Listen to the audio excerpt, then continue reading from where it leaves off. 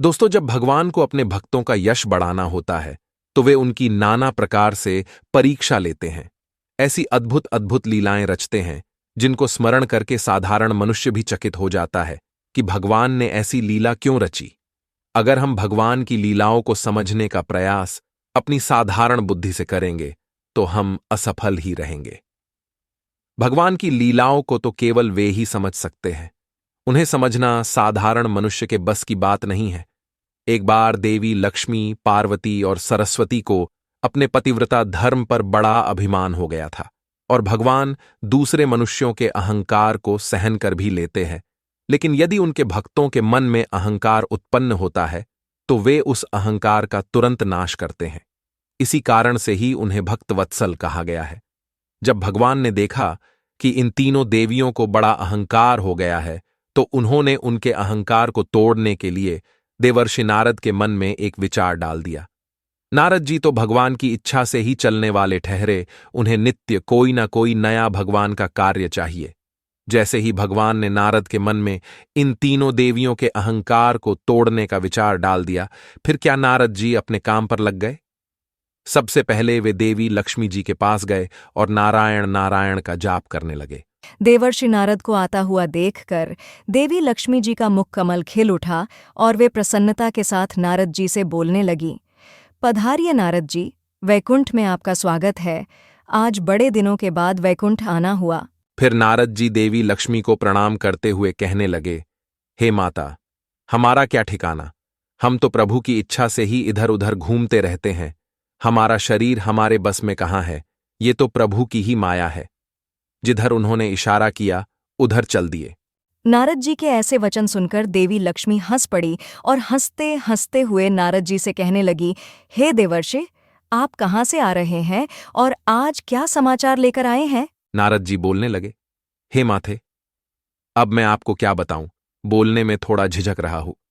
यदि आज्ञा हो तो बताने की चेष्टा करता हूं। आज मैं घूमते घूमते चित्रकूट की ओर चला गया। वहां पर मैं महर्षि अत्रि के आश्रम पर गया। वहां पर उनकी पत्नी अनसुईया के दर्शन करके मैं धन्य हो गया। आज इस संसार में माता अनसुईया के समान पतिव्रता दूसरी कोई नारी नहीं है। उन्होंने अपने तप के प्रभाव से गंगा की एक धारा प्रकट की थी जो आज मंदाकिनी नाम से प्रसिद्ध है। मैं 14 भुवनों को घूम आया हूं, लेकिन उनके समान पतिव्रता स्त्री मुझे कहीं पर भी नहीं दिखी। नारद जी की ऐसी बात सुनकर देवी लक्ष्मी को बड़ा बुरा लगा। वे सोचने लगी, ये मेरे घर का होकर भी मेरे सामने ही ऐसी बातें कर रहा है, ये तो मेरा अपमान कर रहा है। फिर माँ लक्ष्मी ने सोचा, इसने मुझे छोड़कर कहाँ होगा, इससे पूछकर देखती हूँ। देवी लक्ष्मी नारद से पूछने लगती है, हे देवर्षि, तुमने अनसुईया के पतिव्रता धर्म की बड़ी प्रशंसा की है। उनका नाम तो मैंने भी सुना है, लेकिन मुझे ये बताओ, क्या वे मुझसे भी बढ़कर है। नारद जी को तो देवी लक्ष्मी के मन को फेरना ही था। वे कहने लगे, हे माता, अगर आप बुरा ना माने तो इसका उत्तर दूं। माथे, झूठ कहूं या सच। लक्ष्मी जी बोली, अरे झूठ का क्या काम, जो भी है सच सच बताओ। तुम निर्भय होकर कहो जो भी कहना चाहते हो, इसमें बुरा मानने वाली कोई बात नहीं है।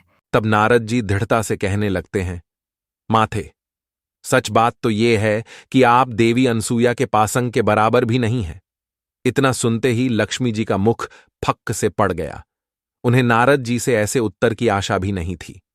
उनके मन में सती अनसुईया के प्रति जलन का भाव निर्माण हो गया और उन्होंने मन ही मन देवी अनसुईया को नीचा दिखाने का निश्चय कर लिया। फिर देवी लक्ष्मी नारद से बोली, अच्छा नारद, अनसुईया मेरे पासंग के समान है या मैं उनके पासंग के समान हूं, यह तो समय ही बताएगा। नारद जी को तो कलह का बीज बोना था, वो तो उन्होंने कर दिया। देवी लक्ष्मी के मन में अनसुईया के प्रति जलन का भाव उत्पन्न हो गया। आगे देवी लक्ष्मी कुछ कहती, उससे पहले ही नारद जी कैलाश की ओर निकल पड़े। इधर देवी लक्ष्मी जी मुंह फुलाकर बैठ गई। जब भगवान विष्णु उस स्थान पर आए और उन्होंने लक्ष्मी को रूठकर बैठा हुआ देखा तो वे कहने लगे, हे प्रिय, क्या हुआ, आज मुंह फुलाकर क्यों बैठी हो, अपने दुख का कारण बताओ। देवी लक्ष्मी कहने लगी, देखिए जी, सुन लो मेरी बात। बहुत दिनों तक मैंने आपके चरण दबाए हैं। मैंने आज तक आपकी हाँ में हाँ मिलाई है, आपसे कभी कोई चीज नहीं मांगी है, लेकिन आज आपको मेरी एक बात माननी पड़ेगी। भगवान विष्णु बोले, हे देवी, बात भी तो सुने क्या है, बिना सुने कैसे हाँ कह दे। लक्ष्मी जी कहने लगी, बात कोई भी हो, आज आपको मेरी बात माननी ही पड़ेगी। आप हाँ कहेंगे तभी मैं अपनी बात कहूंगी। आज मुझे आपका प्रेम देखना है, बहुत मुझे बहकाते रहते हो आप। भगवान विष्णु कहने लगे, ठीक है प्रिय, तुम्हारी जो भी इच्छा हो मैं उसे अवश्य पूर्ण करूंगा। तब देवी लक्ष्मी प्रसन्नतापूर्वक कहने लगी, हे प्रभु, आपको देवी अनसुईया का सतीत्व भंग करना होगा, बस यही इच्छा है मेरी। आप जाकर देवी अनसुईया का पतिव्रता धर्म भंग कीजिए, ताकि मैं ही संसार की सर्वश्रेष्ठ पतिव्रता नारी बन जाऊं। देवी लक्ष्मी की बात सुनकर भगवान विष्णु मन ही मन कहने लगे, अरे देवी, हम में इतना सामर्थ्य कहाँ जो देवी अनसुईया का सतीत्व भंग कर सकूं। भगवान समझ गए ये सब नारद का ही किया कराया है। फिर भगवान विष्णु कहने लगे, हे प्रिय, बस इतनी सी बात के लिए तुम मुंह फुलाकर बैठी हो। हम अभी जाते हैं और जब तक उस कार्य को पूरा नहीं करेंगे तब तक लौटकर नहीं आएंगे। ये बात सुनकर देवी लक्ष्मी को बड़ी प्रसन्नता हुई। इधर नारद जी वीणा बजाते हुए नारायण नारायण का जाप करते हुए कैलाश पर्वत पर पहुंच गए। वहां पर देवी पार्वती अकेले बैठकर पूजा कर रही होती है। नारद जी को देखकर उन्होंने उनका स्वागत किया और उन्हें खाने के लिए एक मोदक दे दिया।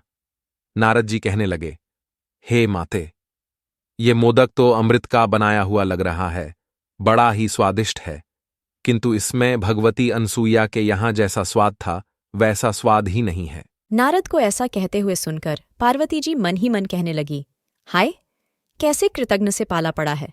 मैंने कितने प्रेम से इसे मोदक दिया और यह कहता है कि अनसुईया के लड्डू के बराबर भी नहीं है।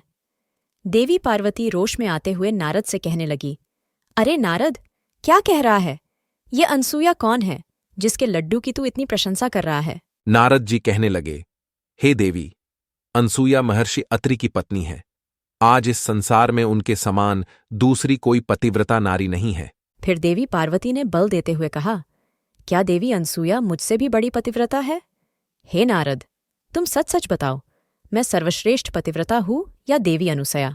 नारद जी ने देवी पार्वती की उपेक्षा करते हुए कहा, माताजी, अधिक कम का तो पता नहीं, किंतु इतना अवश्य जानता हूं कि उनके पतिव्रता धर्म के आगे आपका पतिव्रता धर्म फीका है। यह बात सुनते ही देवी पार्वती क्रोध में आ गई और दौड़ते हुए भगवान शिव के पास चली गई और कहने लगी, हे स्वामी, आप तो कहते हैं मैं पतिव्रताओं में शिरोमणि हूं, मेरे समान पतिव्रता संसार में कोई अन्य नहीं है। फिर शिवजी ने कहा, हां प्रिय, इसमें कुछ संदेह है क्या? आप एक महान पतिव्रता हैं। देवी पार्वती कहने लगी, हे स्वामी, अब तक तो संदेह नहीं था, लेकिन इस नारद ने आज मुझे संदेह में डाल दिया है। नारद कहता है कि महर्षि अत्रि की पत्नी अनसुईया के सामने मेरा पतिव्रता धर्म फीका है। यह बात सुनते ही महादेव हंस पड़े और बोले, कहाँ है नारद? उसे मेरे पास लेकर आओ। देवी पार्वती ने इधर उधर देखा तो नारद जी उस स्थान से जा चुके थे। देवी पार्वती कहने लगी, हे स्वामी, नारद तो चला गया, किंतु आप मुझे बताइए, क्या नारद ने सत्य कहा है? क्या देवी अनसुईया मुझसे भी बड़ी पतिव्रता है? स्त्रियों के मन की जलन भोलेनाथ क्या जाने। वे कहने लगे, हे प्रिय, नारद ठीक कहता है, तुम देवी अनसुईया की समानता नहीं कर सकती। यह बात सुनते ही देवी पार्वती ने भगवान शिव के चरण पकड़ लिए और दुखी मन से कहने लगी, हे स्वामी, अब इन चरणों को मैं तभी छोड़ूंगी जब आप अनसुईया का पतिव्रता धर्म भंग करके मुझे संसार की सर्वश्रेष्ठ पतिव्रता बना देंगे। भोले बाबा अपने सर्पों को संभालते हुए बोले, देवी, हम प्रयत्न करेंगे, किंतु बीच में तुम कोई विघ्न उत्पन्न मत कर देना।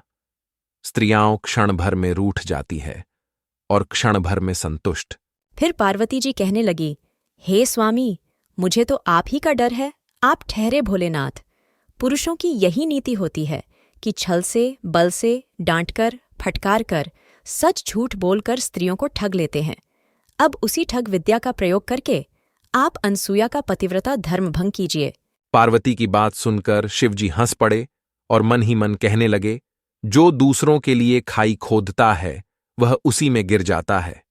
फिर शिवजी कहने लगे, हे प्रिय, अब मेरे चरण छोड़ दो, मैं अभी उस कार्य के लिए जाता हूं। देवी सती ने भगवान शिव के चरणों को छोड़ दिया। फिर शिवजी महर्षि अत्रि के आश्रम की ओर निकल पड़े। इधर नारद जी ब्रह्मलोक में पहुंच गए। वहां पर देवी सरस्वती ने नारद जी का स्वागत सत्कार किया और कहा, हे नारद, तुम तो हमें भूल ही जाते हो। अब की बार तो बहुत दिनों बाद आए हो।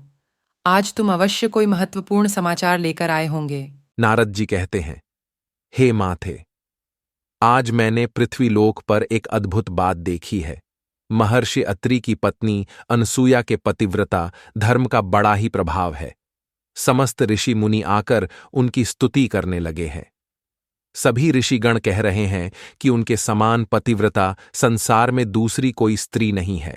नारद की यह बात सुनकर देवी सरस्वती के मन में क्षणमात्र के लिए रोष हुआ और वह कहने लगी, हे नारद, क्या वह मुझसे भी बढ़कर पतिव्रता है? तब नारद जी कहने लगे, अब माता जी, यह मैं कैसे कहूं? अपनी मां तो मां ही है, वही मेरे लिए सर्वश्रेष्ठ है। किंतु सभी ऋषि मुनि ऐसा कह रहे हैं कि देवी अनसूया से बढ़कर संसार में कोई पतिव्रता नहीं है। यह बात सुनकर देवी सरस्वती को बड़ी चिंता होने लगी। उन्होंने नारद से कहा, शीघ्रता से जाओ और अपने पिताजी को बुलाकर लाओ। माताजी की आज्ञा का पालन करते हुए नारद जी शीघ्रता से ब्रह्मा जी की सभा में चले गए। वहां पर ब्रह्मा जी देवताओं और दानवों के साथ महत्वपूर्ण विषय पर चर्चा कर रहे होते हैं। नारद जी ने ब्रह्मा जी को माता सरस्वती का संदेश सुना दिया। हे परमपिता, माता जी ने आपको शीघ्रता से बुलाया है। ब्रह्मा जी सोचने लगे, अवश्य ही कोई महत्वपूर्ण कार्य होगा, इसीलिए वे तुरंत ही देवी सरस्वती के पास आ गए। ब्रह्मा जी के आते ही देवी सरस्वती ने उनसे पूछा, हे स्वामी, आजकल इस संसार में सबसे अधिक पतिव्रता कौन है? फिर ब्रह्मा जी ने विस्मय के साथ पूछा, हे देवी, अभी इस समय पर इस प्रश्न को पूछने का क्या कारण है? देवी सरस्वती ने हठ करते हुए पूछा, कारण कुछ नहीं है, पहले आप मुझे मेरे प्रश्न का उत्तर दीजिए। ब्रह्मा जी प्रेम के स्वर में कहने लगे, हे प्रिय, तुमसे बढ़कर संसार में दूसरी कौन सी पतिव्रता हो सकती है? तुम ही सबसे महान पतिव्रता हो।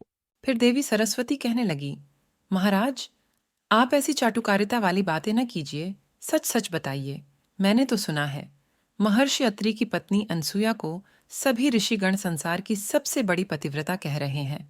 यह सुनकर ब्रह्मा जी को कुछ चिंता हुई। वे मन ही मन मुस्कुराते हुए सोचने लगे, दाल में कुछ काला है, स्त्रियों में जलन का भाव जल्दी आ जाता है। लेकिन देवी अनसूया में दूसरों के प्रति जलन का भाव नहीं है।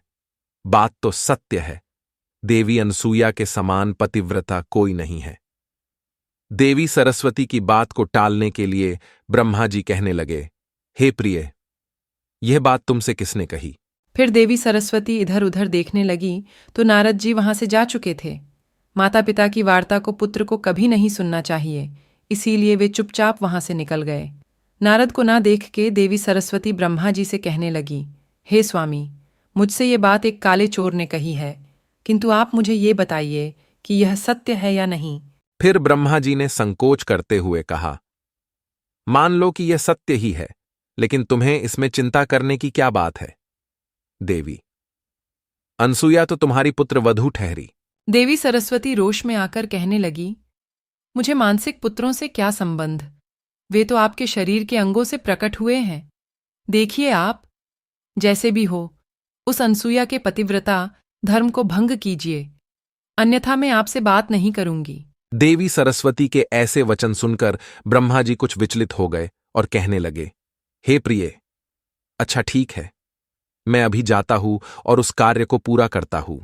फिर तीनों देवता ब्रह्मा, विष्णु और महेश मंदाकिनी नदी के तट पर महामुनि अत्रि के आश्रम पर पहुंच गए। परस्पर एक दूसरे को देखकर नमस्कार करते हुए उन तीनों ने अपने अपने आने का कारण बताया। फिर भगवान ने कहा, हम तीनों वेश बदलकर देवी अनसूया के आश्रम पर चलते हैं और पतिव्रता अनसूया की परीक्षा लेते हैं।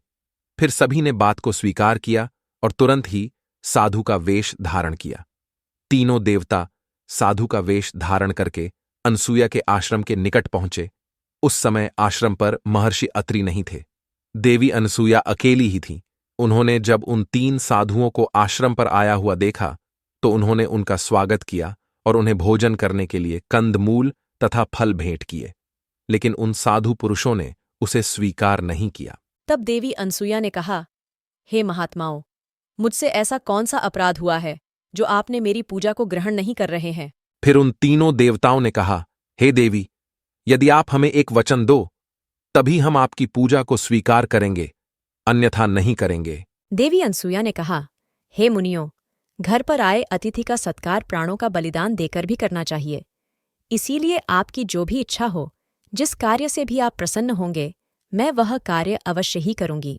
देवी अनसुया ने ऐसा कहते ही वे तीनों साधु कहने लगे, हे देवी, आप निर्वस्त्र होकर हमारा अतिथि सत्कार कीजिए, यही हमारी इच्छा है। यह बात सुनकर देवी अनसुया आश्चर्यचकित हो गई और सोचने लगी, ये मुनि है या कोई बहरूपीय है जो ऐसा अनुचित प्रस्ताव रख रहे हैं। फिर देवी अनसुया ने अपनी दिव्य दृष्टि से सब कुछ देख लिया तो उन्हें समझ में आ गया कि मामला क्या है, और फिर कहने लगी, हे मुनियों, मैं आपका निर्वस्त्र होकर सत्कार करूंगी। यदि मैं सच्ची पतिव्रता नारी हूं, यदि मैंने भूल से स्वप्न में भी पराये पुरुष का विचार न किया हो, तो ये तीनों साधु 6-6 महीने के दूध पीने वाले बच्चे बन जाए। देवी अनसुया के इतना कहते ही वे तीनों साधु 6-6 महीने के बालक हो गए और कुल बुलाने लगे। फिर देवी अनसुया ने विवस्त्र होकर उन तीनों बच्चों को स्तनपान कराया और सुला दिया। फिर इतने में ही महामुनि अत्रि उस स्थान पर आ गए। उन 3 छोटे छोटे बालकों को घर में देखकर वे आश्चर्यचकित होकर कहने लगे, हे देवी, ये तीनों अत्यंत सुंदर मनोहर रूप वाले बालक किसके हैं? फिर देवी अनसुया ने कहा, हे स्वामी, ये आपके ही बच्चे हैं। भगवान ने स्वयं आप पर कृपा की है। मुनि अत्रि ने अपनी योग शक्ति से देखा तो उन्हें भी सारा रहस्य समझ में आ गया। अब वे तीनों देवता बालक के रूप में क्रीड़ा करने लगे। माता अनसुया उन्हें खिलाती, पिलाती, प्यार करती। वे तीनों बालक अपनी माता के साथ बड़ी ही प्रसन्नता से खेलने कूदने लगे थे। इधर अनेक दिन बीत जाने के बाद भी उनके पति लौटकर नहीं आए तो तीनों देवियों को चिंता होने लगी। फिर तीनों देवियां अपने अपने स्थान से निकलकर अपने स्वामी को ढूंढने के लिए पृथ्वीलोक पर आ गईं। सौभाग्य से तीनों देवियों की भेंट चित्रकूट में हुई। वहां पर तीनों ने एक दूसरे को अपना अपना दुख बता दिया। लक्ष्मी जी ने देवी पार्वती से पूछा, आपको सती अनसुया के बारे में किसने बताया? देवी पार्वती कहने लगी, मुझे नारद ने बताया। फिर देवी सरस्वती ने भी कहा, नारद ने ही मेरे कान भरे हैं। देवी लक्ष्मी भी कहने लगी, उस नारद ने ही हम तीनों को फंसाया है। यदि वह कहीं मिल जाए तो उसकी अक्ल ठिकाने पर लाती हूँ। फिर उसी स्थान पर नारद जी प्रकट हुए और उन्होंने दूर से तीनों देवियों को प्रणाम किया। देवी लक्ष्मी गुस्से को दबाते हुए कहने लगी, वाह नारद, बहुत सही समय पर आए हो। दूर क्यों खड़े हो? तुम्हारी यह वीणा तो बड़ी सुंदर है, तनिक देखूं तो। नारद जी को सब समझ में आ गया। वे कहने लगे, हे देवियों, मेरा अनुष्ठान चल रहा है, इसीलिए मैं किसी के पास जाकर बात नहीं करता हूं, खासकर स्त्रियों के पास तो कदापि नहीं। रही वीणा की बात, तो ये मुझे बहुत प्रिय है, मैं इसे किसी को नहीं देता। इतना कहकर नारद जी वहां से जाने लगे। नारद को जाता देख तीनों देवियां घबरा गईं और बड़ी ही कोमल वाणी में कहने लगीं, नारद, ओ नारद, तुझे मेरी शपथ, अपने पिता की शपथ, तुम यहाँ से चले मत जाना। देवी लक्ष्मी कहने लगी, भैया, तुम अवश्य जानते हो तीनों देवता कहाँ चले गए हैं। फिर नारद जी ने अपनी उंगली से इशारा करते हुए कहा, देखो, वह भगवती अनसुया का आश्रम है।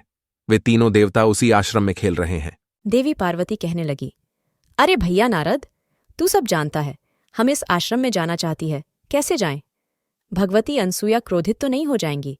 हमें उनका बड़ा भय लग रहा है। नारद जी बोले, हे माताओं, आप भूलकर भी आश्रम में कदम मत रखना, नहीं तो देवी अनसुया आप तीनों को भस्म कर डालेंगी। यह सुनकर तीनों देवियां घबरा गई और बोली, हे नारद, अब हंसी मजाक मत कर, सब सच सच बता दे। नारद जी हंसते हुए बोलने लगे, हे माताओं, वे तीनों म्याऊं म्याऊं कर रहे हैं, तीनों की बोलती बंद है, वे तीनों बोबा पीते हैं और किलकिलाते हैं। देवी अनसुया जहां बिठाती है बैठते हैं, जहां पर सुलाती है सोते हैं। अब आप तीनों अपने अपने पतियों की आशा छोड़ दो। 20 वर्ष में जब वे बड़े हो जाएंगे तब देवी अनसुया उनका विवाह कर देंगी। फिर देवी लक्ष्मी जी बोली, अब हम समझ गई, अनसुया के समान संसार में दूसरी कोई सती नहीं, किंतु यह सब विष की बोली तेरी ही बोई हुई है। अब भैया, तू जीता हम हारी, लेकिन अब बता दे, हम अपने पतियों से कैसे मिल सकते हैं? नारद जी बोले, अब आई ठीक ठिकाने पर। पश्चाताप से सभी पाप धूल जाते हैं।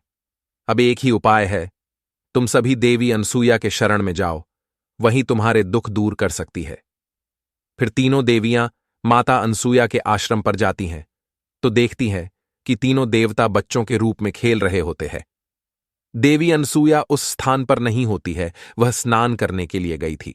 देवी लक्ष्मी भगवान विष्णु को देखकर कहने लगती है, हे स्वामी, क्यों ढोंग बनाए हुए हो आप? कृपा करके वापस आ जाओ। भगवान वहीं से हाथ हिला रहे होते हैं। भगवान देवी अनसूया के तप के वश में थे, इसीलिए वे उन्हें बिना पूछे नहीं आ सकते। थोड़ी ही देर में देवी अनसूया उस स्थान पर आ जाती है। उन्हें देखकर तीनों देवियां उनके सामने आकर खड़ी हो जाती हैं और पुकारने लगती हैं, माताजी, क्या हम कुटिया के भीतर आवे? फिर देवी अनसूया ने उनसे पूछा, हे देवियों, तुम कौन हो और किस कारण से यहाँ पर आई हो? तीनों देवियों ने करुण स्वर में कहा, हम आपकी पुत्र वधू हैं।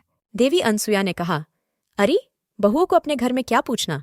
अंदर आ जाओ, यह तुम्हारा ही घर है। यह सुनकर तीनों देवियां लजाती हुई कुटिया के भीतर गईं और माता अनसूया को प्रणाम करने लगीं। फिर उतने में ही मुनि अत्रि उस स्थान पर आ गए। मुनिवर को देखकर तीनों देवियां घूंघट ओढ़कर एक तरफ हट गईं। मुनि ने देवी अनसूया से पूछा, देवी, ये तीनों स्त्रियां कौन हैं? ये बड़ी तेजस्वी दिखाई पड़ रही है। फिर अनसूया माता ने कहा, हे स्वामी, ये हमारी पुत्रवधू है, अपने पतियों के दर्शन करने के लिए आई है। मुनिवर कहने लगे, हे देवी, तुम तो बड़े कौतुक रच रही हो।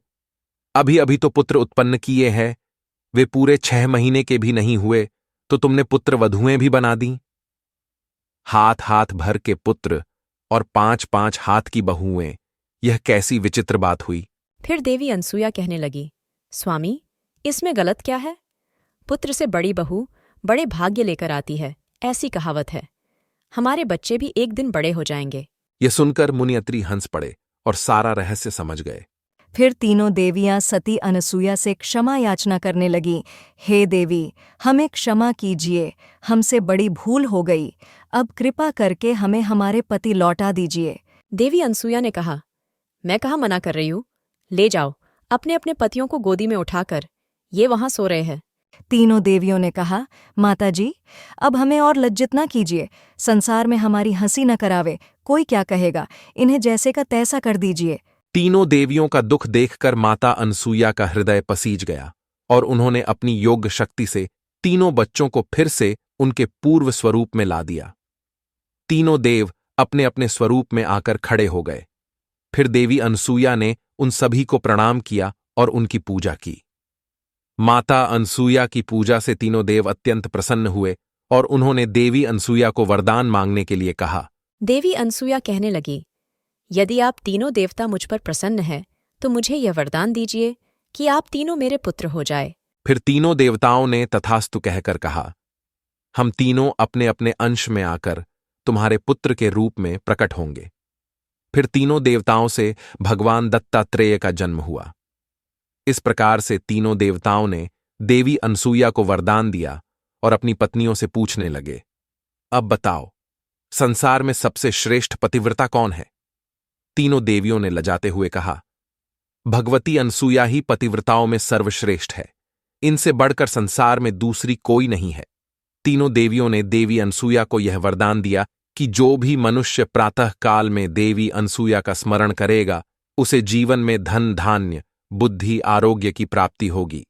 तो दोस्तों, इस प्रकार से माता अनसूया समस्त संसार में सर्वश्रेष्ठ पतिव्रता है। वे भगवान विष्णु, शिव और ब्रह्मदेव के दत्तात्रेय अवतार की माता है।